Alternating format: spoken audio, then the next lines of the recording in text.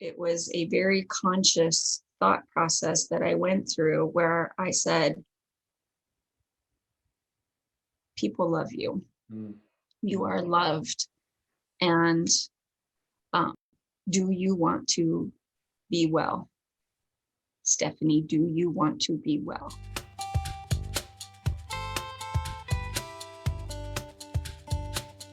Hi, I'm Adriel, creator of the Herpes Opportunity, which is all about positively shifting your mindset, disclosing to potential partners in a way that truly connects you, and ultimately finding the love that you want and deserve. Now, you can check out the free ebook linked in the description below about having the talk. And now, onto the video. I hope you enjoy it. So, hello everyone. I am Adriel, creator of the Herpes Opportunity. And today I have Stephanie Taylor with me. And Stephanie, why I asked you to be on this interview is that email that you sent me in response to the Vice interview with my wife and me. And I wanted to actually to kind of intro this. I'd like to read a few of those snippets. Oh, okay. Just some like the high level snippets, just to as a way of bringing us into the conversation.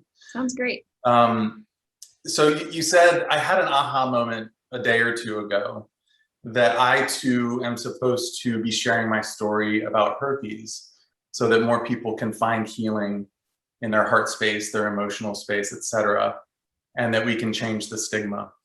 And then you also said your interview, so the Vice interview, and your responses brought up so much emotion for me, and your feelings were nearly identical to my own. I almost feel like crying right now.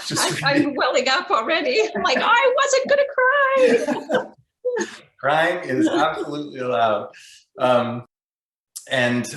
So your feelings were nearly identical to my own, and probably countless others, which is what makes you and your story so relatable. So basically, after you wrote me that email, I was like, I gotta talk to this woman. I already felt like kindred spirits just in how you wrote the email, and I could feel my emotions with your emotions. I'm like, okay, yeah, let's talk. So I'm excited to have you share with our community kind of your personal story and kind of what you've come to. It sounds like you're still kind of in the middle of a lot of it too, so a lot of people can relate to that as well. So I guess my question to you to kick it off is, what really had you want to do this interview? Because it's a lot to get on video and talk about this stuff. So what had you want to do this? Wow.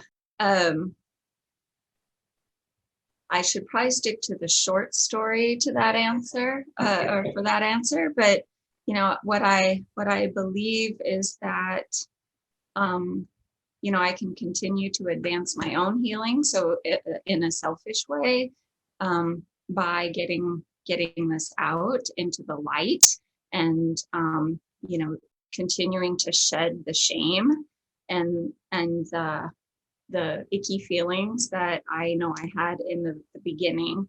But more importantly, you know, I believe I believed it even then, I just wasn't ready to admit it to myself, but that I got this as an opportunity to you know, share my heart and my story and my love for others who are experiencing the same challenges. And I know that not everyone who experiences this diagnosis has these emotions, but there are lots who do. And those are the people that I really want to talk to. And I feel like in a way it's talking to all of those folks as if they were me back then. Yes. You know, and that makes me want to cry too, because I know how broken I felt then. So yeah. Oh yeah, that's exactly how I always frame it for myself too, of like, oh, I'm talking to a past version of myself. Yeah. Right. And that, like, oh, wow, you think all these thoughts and feel all these feelings, and they're all valid, Right. and you're going to be okay, right? And It's like both of that's right. yeah, yeah. So There is light. yeah, absolutely, absolutely. And isn't that kind of the healing journey in and of itself? That like you said, there's a certain level of it you can do just internally, and then it kind of overflows into, oh, how can I help other people along this path? And it does double duty. You continue your healing journey by helping others, and others get helped. That's exactly right. You Yeah. know, and like I love the movie Shrek, right? You know, and Donkey and Shrek are walking up to save, you know, the princess, and you know, they're talking about ogres have layers, right? Like an onion, and Donkey's like a parfait, you know, but like, or an artichoke. Like I was eating an artichoke the other day, and you're peeling back those leaves to get to the heart. And you know, I feel like this experience is just continuing to peel back the layers, to continue to find more healing. And you know, you may think one day that it's all good, and then a new experience or interaction will trigger an emotion that you thought you'd already figured out. And so then it's like, okay, I've got to go back, and I've got to, you know, re-talk to myself, and re-give myself the love that I deserve, and for myself, and that, um, you know, and choose how to show up here in this situation. So Mm. Yeah. I think there's just lots of layers to all of this, and you're right. Yes, it's for myself, but to me, it's like it's time to get out of myself and help others. Yeah, yeah. You make a good point around. I mean, that's how I see it too. Around triggers. That so much of the time, and don't get me wrong, I don't have this view all the time of triggers of like being a good thing and an opportunity. But when we can kind of have a healthy perspective on all of the things in our lives that do show up, that bring up these negative feelings or these sad feelings or these feelings that we'd rather suppress, you know, Right. that those are always opportunities if we can be present with them and see them for what they are, which is like our kind of our own internal child, our own pain that's like calling out for help, and like, hey mama, hey dad, like, can you give me a hug, you know? Right. And like it's those moments that we can, you know, set aside and be like, I'm busy, I can't get into this right now. Or it's like the triggers are the opportunities to actually like release something and give ourselves that love that we always want. It's that reparenting, right? That we Absolutely. yeah. Well, and it's to me an ongoing journey of reversing the old tapes that we might play for ourselves, Yeah. the old stories, the old thoughts, the old, like it's retraining your mind and really continuing to move forward into a new mindset. Yeah. Yeah. Well, that brings me to kind of the question of, it hasn't been that long for you, right? It's been 2 years, right? Since Years. you were Yeah. diagnosed. Yeah. Do you mind getting into that story with me of like, so you got diagnosed, you know, what was that like for you to be diagnosed? What did you think about herpes or people with herpes before you got it? Any of that? Right. Um, yeah. So that day, that same day, I knew, well, I felt like my life was over. And I would say, so I felt like my life was over. I felt like I was given a death sentence. I felt like I would never be able to love or be loved. I would never be able to really get out of it and find a way forward. And I would say that those feelings carried with me for, so that was in March of 2019, and then probably through the summer. So it was quite a while that it took me to really work through all of that. And I think that for me, some of the thoughts that I had before that only made it worse, because I wasn't in a necessarily healthy place before that either. And I think, in some ways, those prior thoughts, didn't set me up to be in a good place once I was diagnosed. So it was things like not feeling worthy, not having a lot of confidence in myself or self-esteem. And quite frankly, if we want to get real deep, not really having a healthy relationship with my dad when I was little, which, drove behaviors all throughout my life that were not necessarily healthy for me. So always looking for love in all the wrong places, right? I just wanted to be loved. And I think that that's a theme for a lot of people. We're all just wanting to be accepted and loved and feel like we belong. And so when I got that diagnosis, I thought, well, all hope is lost. Yeah, like this is proof of all those things that I've believed about myself already. Yep, self-fulfilling prophecy. Here it is. Thank you. I knew it. For making it all come true for me. Here we are. We have arrived. The eagle has landed. Yeah. So, and so I really, and I was dating someone at the time, and the blessing in that was that evening when I told him, all of the things, to answer the other part of your question, I felt dirty. I felt damaged, diseased, disgusting, and I used all those words with him, but I knew I had to tell him, and he scooped me up and he's like, I don't know anything about it, but we'll figure it out together. But which was beautiful, right? Like that was beautiful. That was like the best response I think I could have hoped for. I imagine you were surprised by his response. I didn't feel worthy. And so I just continued to behave like an unworthy person, and the relationship ended 2 months later. Which, again, more self-fulfilling prophecy, right? We self-sabotage. And so then I was left completely alone for the rest of that summer, until I, kind of had my turning point. Did you have support, like close family members or friends, anyone that you disclosed to during that period to have support in this? Or yeah.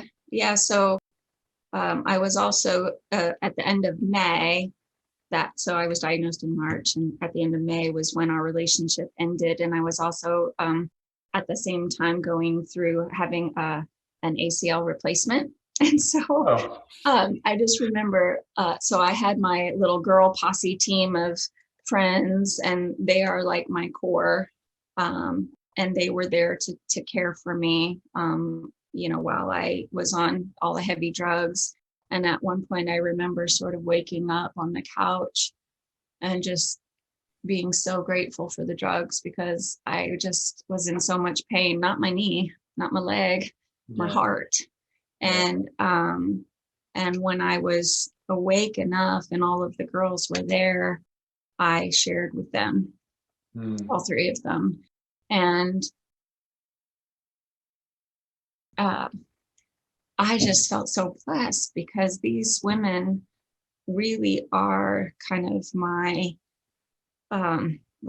they're blessings to me, because, they didn't judge me, and they loved me anyway.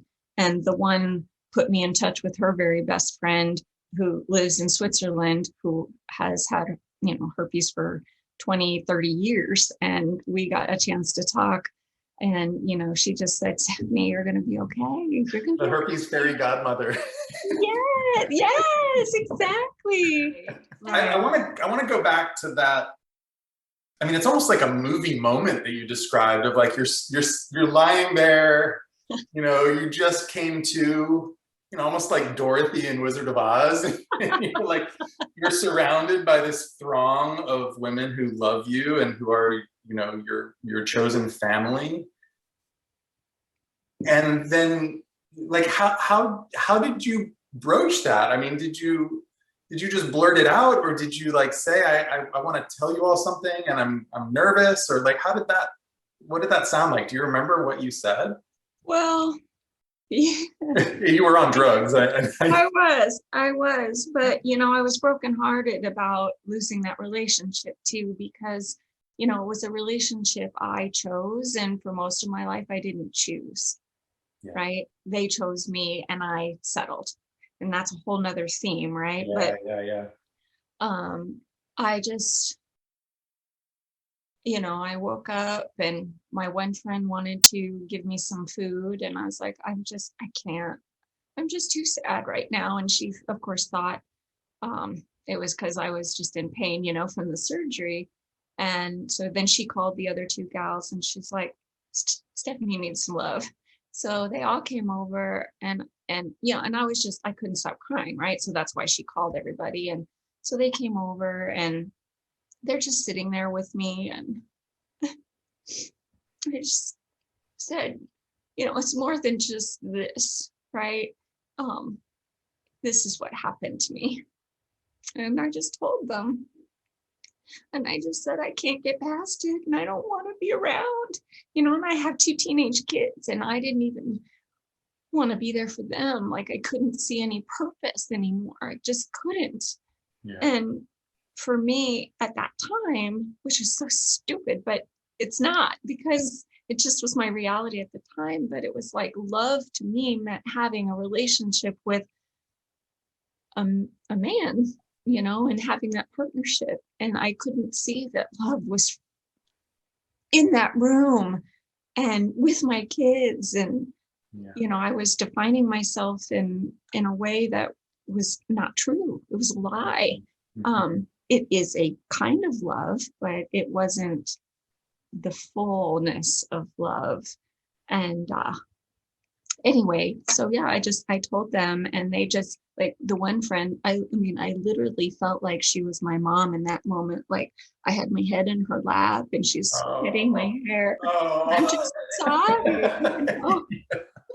And they're like, you're beautiful and we love you and we're here for you. And they also said, we'll kick your ass if you do anything to yourself that's not kind. So that's like, we will kick your ass if you kick your own ass. Yeah. I was like, okay. Thanks, Okay, Mom. Moms, my three moms. So let me see if I get this right. It sounded like maybe all of this didn't happen in that moment, and maybe it did, like, kind of get taken from that moment. But it sounds like in that love that you were getting from your sisters there, that there was some realization around how you had the whole idea of what love is wrong. That there was like and it was an experiential thing, as opposed to like, oh, I think I have love wrong. It's like, oh, yeah, this is really well put.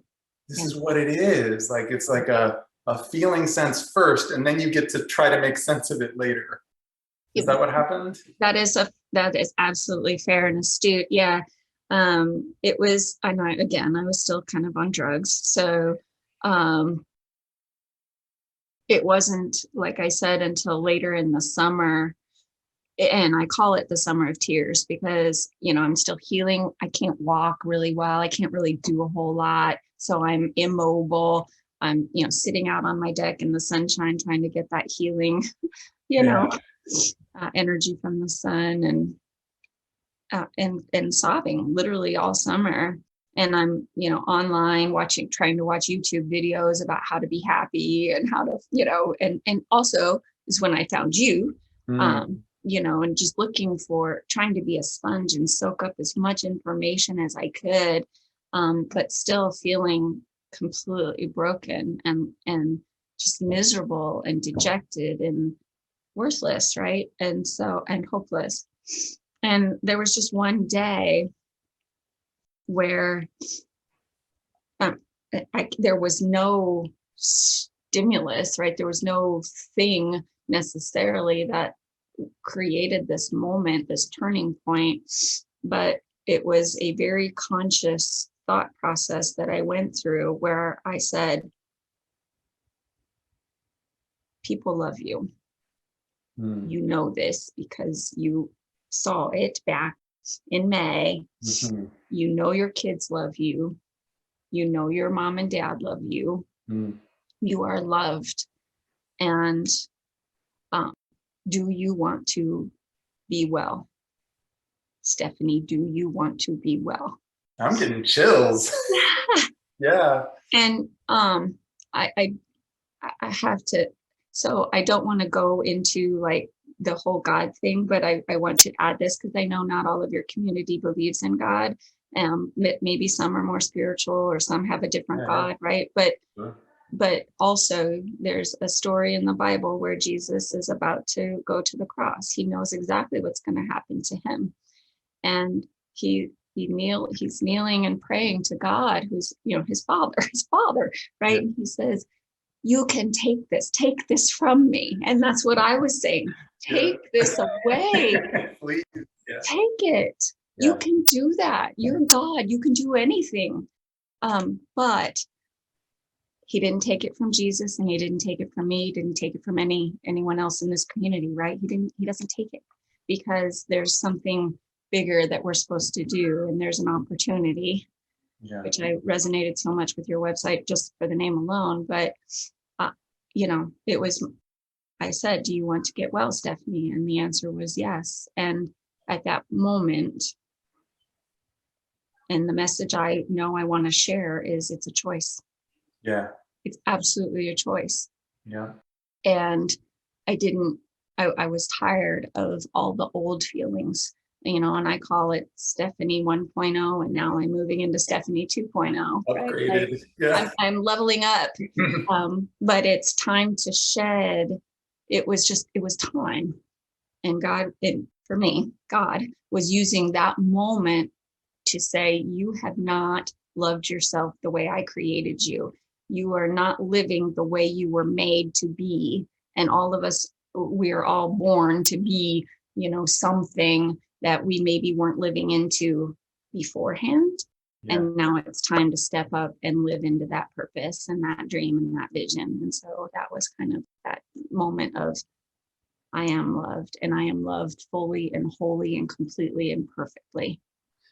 Yeah, wow. I mean, that a lot of people can resonate, whether it's religiously or not, with that, like that decision point and almost that voice coming in where it's like, whoa, that's different.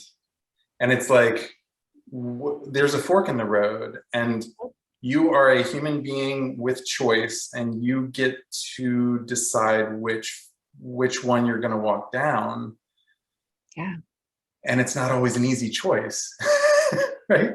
Like it'll take, there are pros and cons to both that you take, but that this reminds me, I think this is, I shared this story with you in our pre-call, our first call, of like the person who sent me the angry message, like, this is not an opportunity, right? And like, I get it. Like when you're in it, and it just, anyone who's like saying, hey, this is an opportunity, it might be a gift in a way. It's like, you kind of want to slap them and be like, you don't understand what I'm going through. I'm suffering here. Yeah. But that it's a perspective that you're choosing to inhabit, right? Your mindset shift. Yeah. Mindset shift. Yeah. Yeah. And so in that fork in the road where you're like, okay, I'm going down this new path, this Stephanie 2.0. What were you needing to let go of, and what were you claiming in that? Like, what was your choice in that, to be more specific? Well, Yeah. So first, just to kind of comment on your fork in the road, 100%. And it's either like it's the easy road or the harder road. It's the fear-based road or the courageous, brave road, Yeah. right? And what I mean by fear-based or easy is that it's really easier to not deal with it. It's really easier to just kind of shove it aside, um, ignore it, pretend it doesn't exist. And it could be herpes, but it could be any undealt with um, emotion, experience, trauma, whatever, right? And continuing really to live in that negative space, which doesn't feel good. And then it ends up impacting other people in negative ways. And then conversely, the other fork is obviously the path that you and I both chose, which is no, we're going to face this head on. And it's scary, but it's like, no, because we know, and like, well, my own experience was I see this as an opportunity because I'm not made to feel this way forever. I was not made to sit here sobbing my eyes out day after day after day. I was not made to be an absent parent and mother. I was not made to live a loveless life. I was not made to not pursue my dreams. And the only way that I could do all those things is to work on myself. So I said earlier, all of the emotions and feelings and tapes and ways in which I talked to myself Mm-hmm. that were present before I was diagnosed. Mm-hmm. I mean, I needed to heal. And to me, this was the opportunity to do that. Why I didn't choose to do it beforehand, I don't know. But this gave me the momentum or the motivation to start to change all of that. Because, and again, for me, I don't want to say that I deserved it, because who does? But it created the risk for me. Those old tapes created the risk for me. Um, I'm not articulating really well, but I think just it was time. I was being called to live into who I was made to be. Yeah. And to know, again, to really embrace fully why I am worthy and how deeply I am loved, whether it's by friends, my children, God, or whomever, mostly myself. Like I should be loving myself. And so the opportunity is loving myself more than anything else. And again, God more than anything else. And that if I never find that relationship that I've always wanted, that it's okay because I've got me, and I can fully live into me and my wholeness and my authenticity, because it was always a performance before. It was like I was never really me. So it's time to really step into that. And I think Yes. that's really it. What you're speaking to is at the core of all this. Like, if I were to have to rename the herpes opportunity into something more broad, it's the vulnerability opportunity.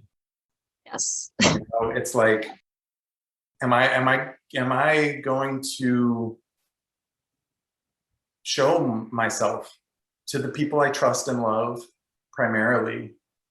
And of course, it's everyone's choice on whether they want to be public about it or not. You know, it's Right. I'm clearly like not Yeah. saying everyone needs to get on videos and talk about it. Woo! Put a carry sign everywhere you go. But that would certainly change the stigma, wouldn't it? But Woo. everyone is kind of at their own stage, and some people, part of their healing journey is to go public, and others it's like, well, no one but the people I have sex with, you know, really need to know, right?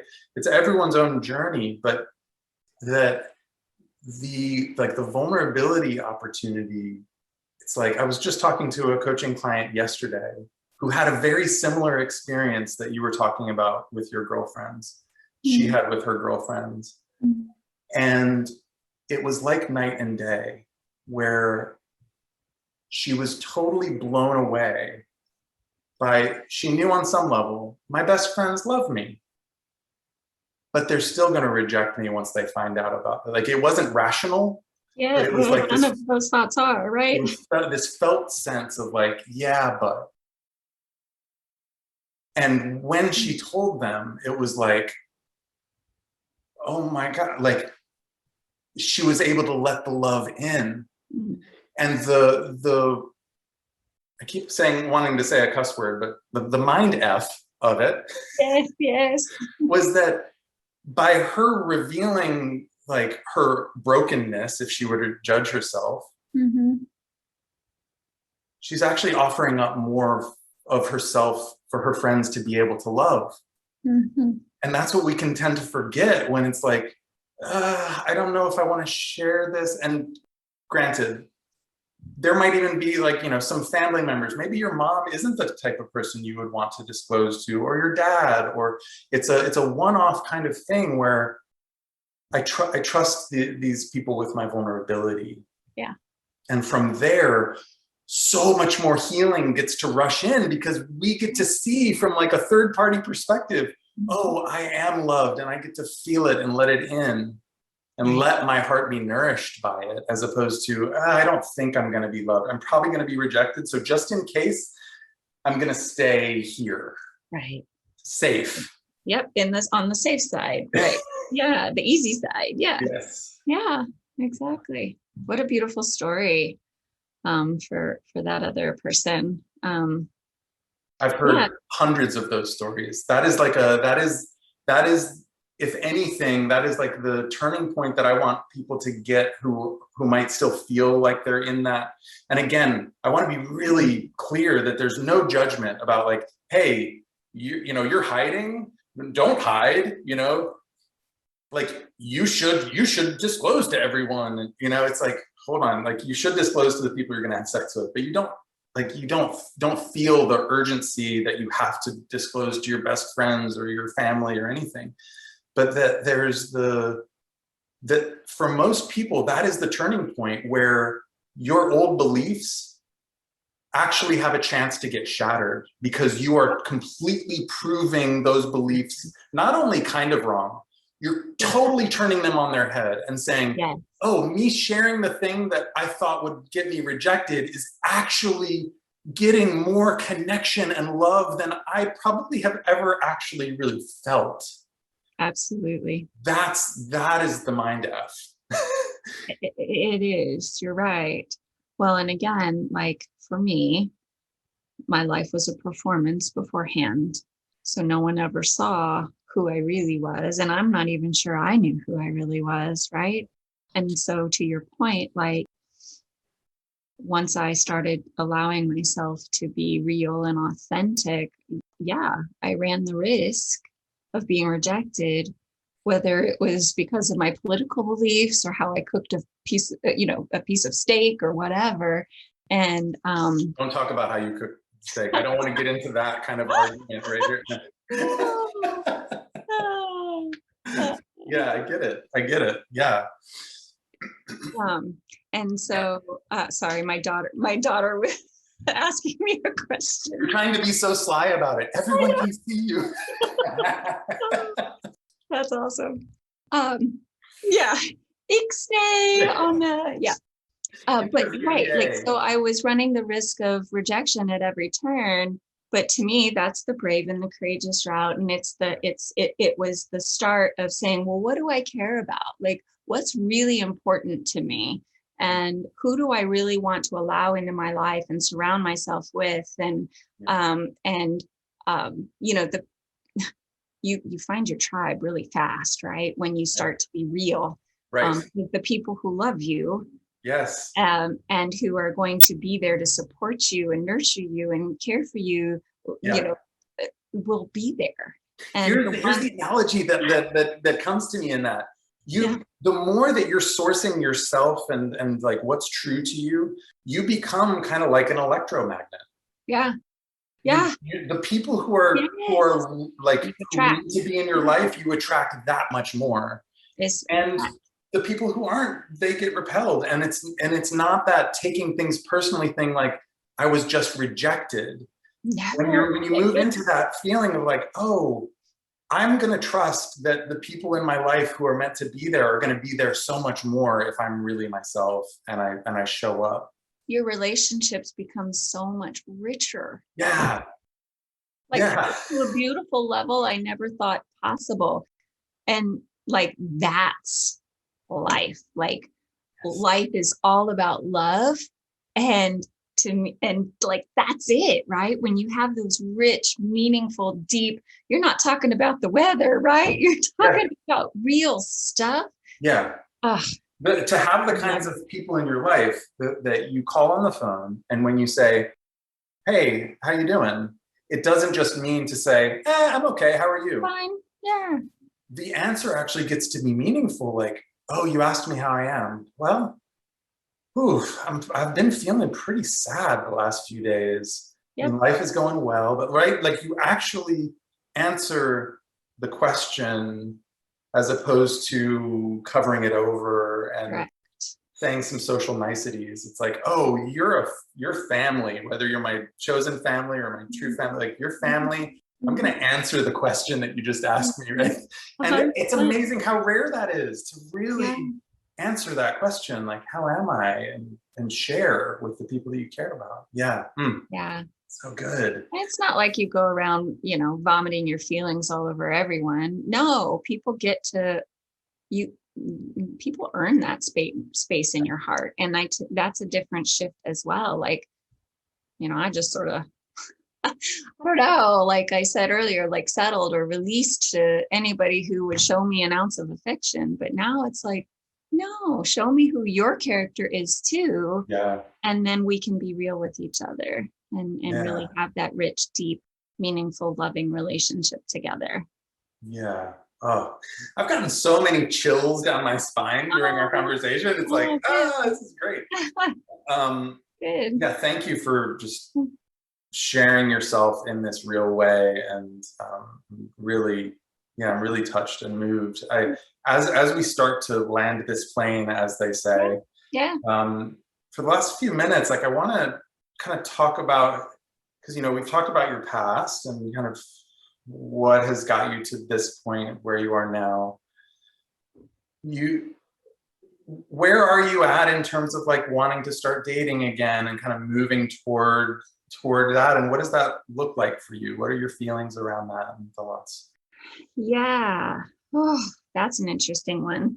So I'm 50, and this was a real shock to be diagnosed at age 48. And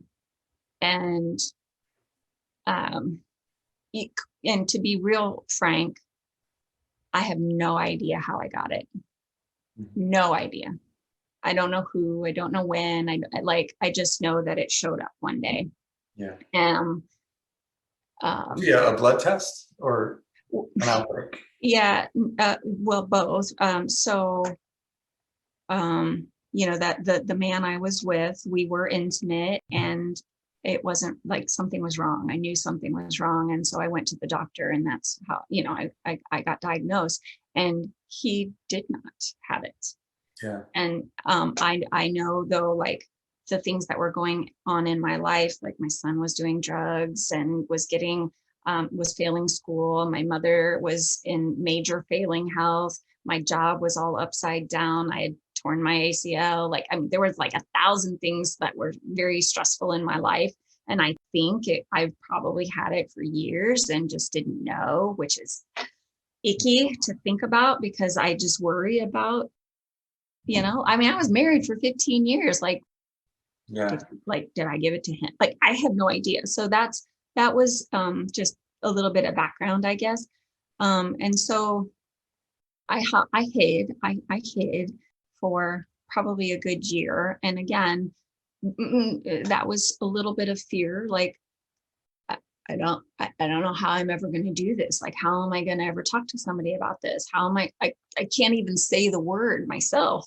And, I couldn't even look in the mirror and say, you've got herpes, Stephanie, like it was foul. It's a It foul carries word. so Yeah. much in it, that word, it carries so much feeling and emotion. Yeah. Yeah. And being a product of the 70s and free love and stuff like that, and all the stigma, right, that comes with that word is just like, ugh. Yeah. So I did hide for quite some time. But um, I also, so I took both roads almost at the same time. Like, I also knew it's not time. It's not time to get out there. Like, it's time to love me and to have a full relationship with me. So there was that. But I did date. I went out with people, and there was a gentleman that I dated for a while, and it was really kind of a strange story, but he had it. And the way in which we discovered it was he was talking with somebody who said, I had it, which, like, I'd never ever spoken about.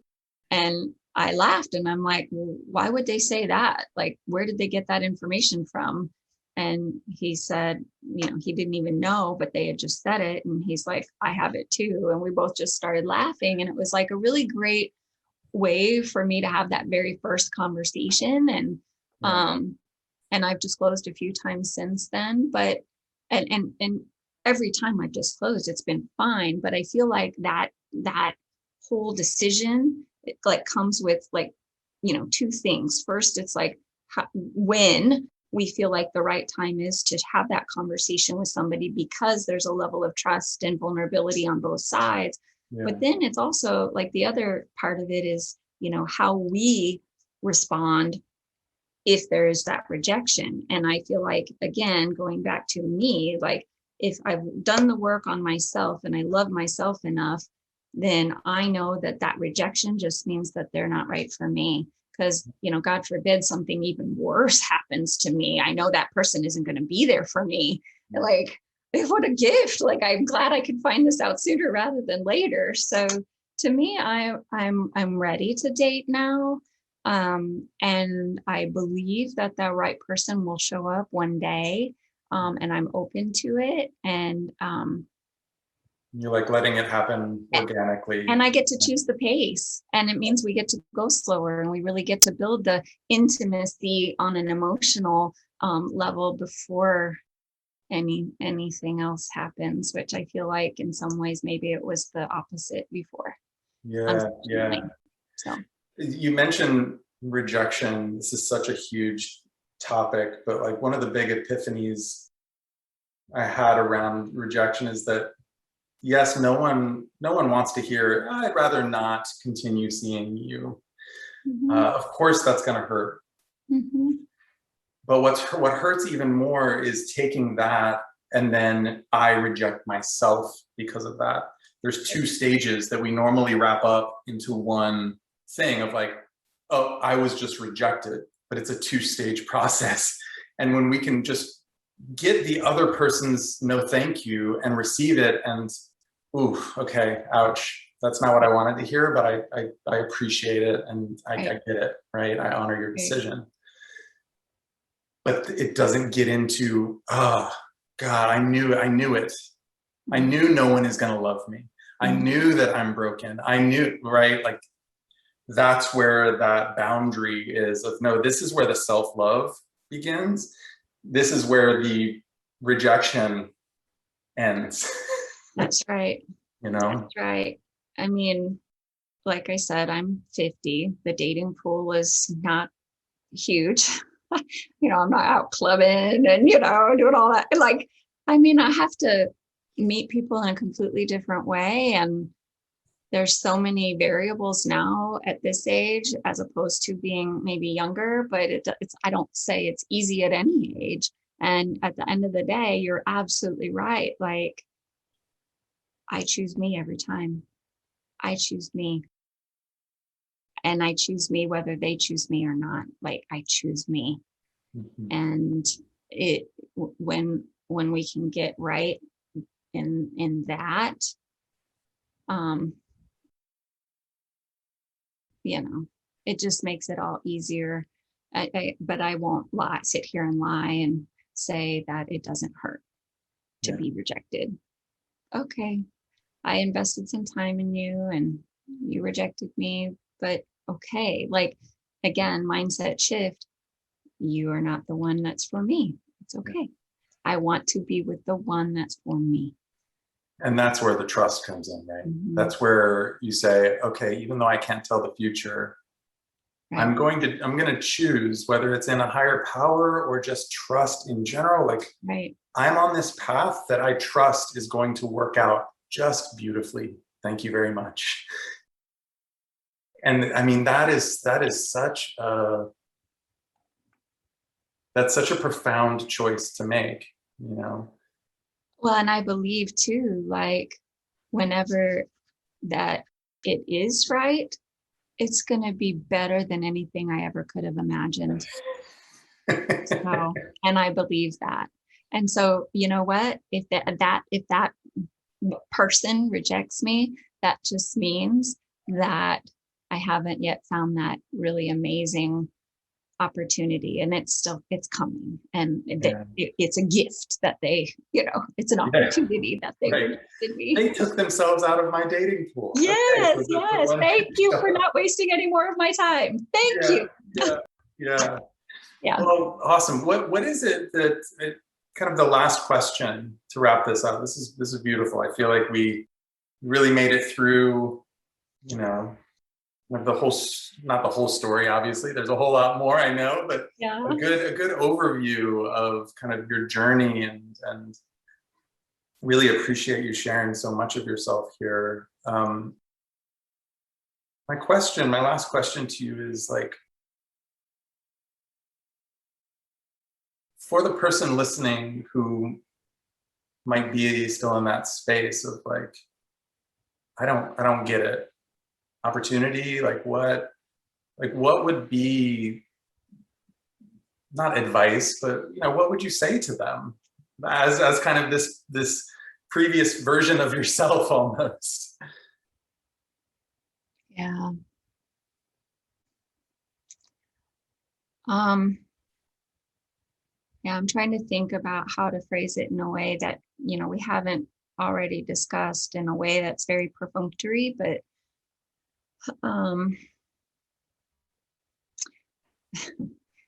I guess, to be blunt, frank, everybody's got something. Everybody's got, whether it's a disease, whether it's a belief about themselves that's, a lie, right? That they're not worthy, or this or that. Most people have something that holds them back, that makes them feel like they're less than, that makes them feel like they are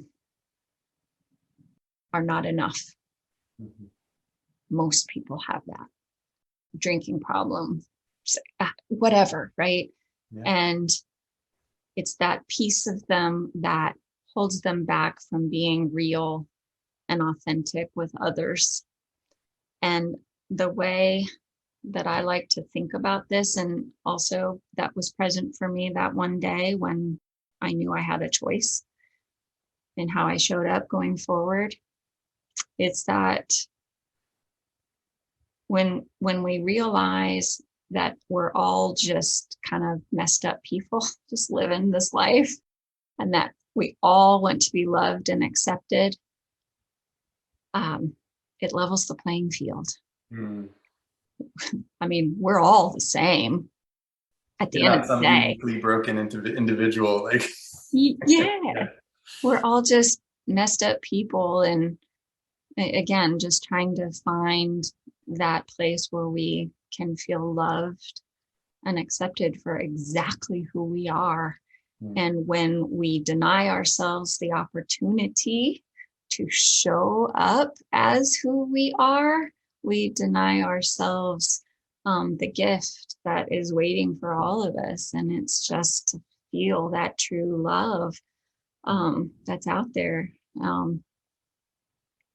Beautiful. so Quite a journey, isn't it? it is. It is. And like, again, would I have chosen to get this? No. Can I take it away? No. Will there be days where I feel it and I feel sad about it? Yeah.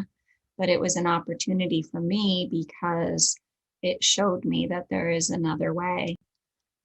And it's the way is to embrace the fullness of who I am and to love and to love.